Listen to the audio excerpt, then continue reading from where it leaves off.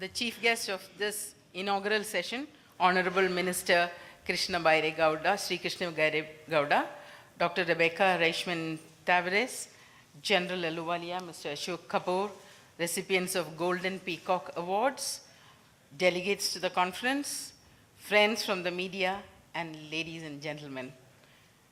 It's my pleasant task today to propose a vote of thanks. We have heard today Professor Bhattacharya, Professor Colson Thompson, 3 U's and 4 C's and 3 S's, sustainability strategize shared values, etc., etc. Friends, our nation is developing fast, though we have to acknowledge, of course, that we have neighbors who are galloping or skyrocketing towards progress. In India, be it science and technology, man on the moon, we may walk on Mars and even reach Pluto.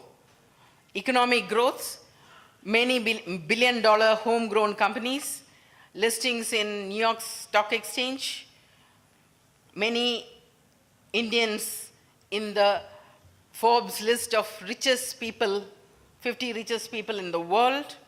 In education, we have techies across the world, chancellors of universities and whatnot.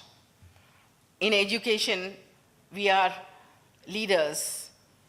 But all this comes to naught when we read things like, in the newspaper you open and you see that the Danish government has issued an advisory against traveling in India. Why? Because you can be a victim of sexual violence. However is the progress, however glorious and shining is our state of affairs or our status in the society, in the world, if we are carrying that kind of a label on our forehead, it is shameful. Our governments, our police, our judiciary, all of us are powerless. I'm also a police officer, was a police officer. Business leaders, are we powerless? As people, are we powerless? The minister talked about the mindset, the conservative mindset, of people who are leading universities and things like that. We need to introspect and decide to be proactive. We talked about empowerment, we talked about poverty, we talked about sustainability, we talked about embedding CSR in the DNA of the company and business and things like that. But nobody talked about this violence aspect. That's why I thought, let me just quickly touch upon this. We have to be proactive. The new Companies Act 2013 is a game changer. Diversity and CSR concepts were there always for a long time now. But now, law mandates women on the board, makes women take more responsibility. They are to be part of steering the fortunes of enterprises and hence, in a way, the fortunes of the nation. It is a game changer also in respect of CSR. One most important and relevant one is with respect to CSR. It mandates companies to spend part of their income, 2% of profit, for social upliftment. But social upliftment does not confine only to education, poverty alleviation, and drinking water. Much has already been spoken about theory and practice. Recent modifications, I would like to remind you that recent modifications, reforms in criminal law stipulates that workplace harassment should not be there at all. It stipulates that police take cognizance of even stalking, eve-teasing, and other annoyances to women. I hope some of you at least are aware of this. It mandates workplace civilized, respectful gender behavior. Stipulates that it mandates committees in all public sector, private sector, all the companies.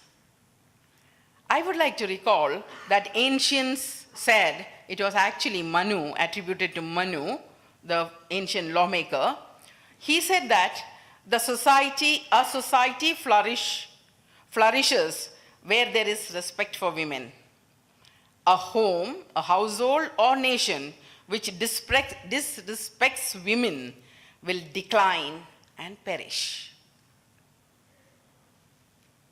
Let us take a pledge to achieve a paradigm shift in the next 2 years or 5 years and regard in our back garden, spend thought and money, say 10% to 30% of CSR spending for eradicating violence against women and restoring their confidence through direct and indirect initiatives so that all other progress of the country becomes more meaningful.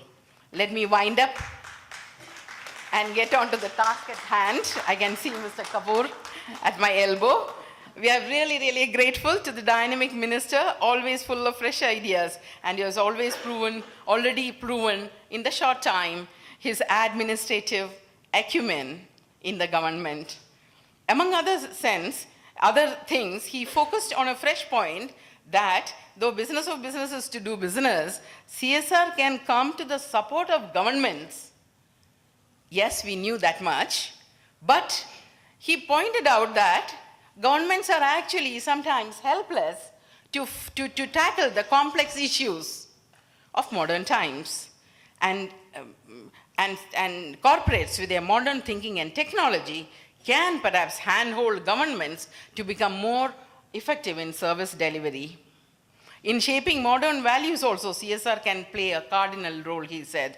Thank you, sir, for your presence and valuable ideas. We are grateful to you. Thank you, Dr. Rebecca Tavares, for giving us the global perspective and sharing valuable insights from various research studies, supporting the great advantage for boards with women on it. McKinsey, Sloan Studies, and many others she cited. Because of Mr. Ashok Kapoor, I cannot mention anything more than this. He mentioned one valuable point that though our educational levels are very, very high vis-a-vis men, only 2% representation in corporate leadership is available in India as against the 20% average. Men and women, please listen carefully. And also what was amazing was $20 trillion worth of decisions are made by women.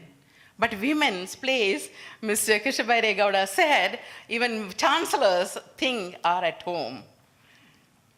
Thank you very much, Dr. Rebecca. It's also my duty to thank General Ahluwalia, who introduced the theme, and Mr. Ashok Kapoor, who so ably managed the session. And thank you all for your engaged listening. Thank you very much.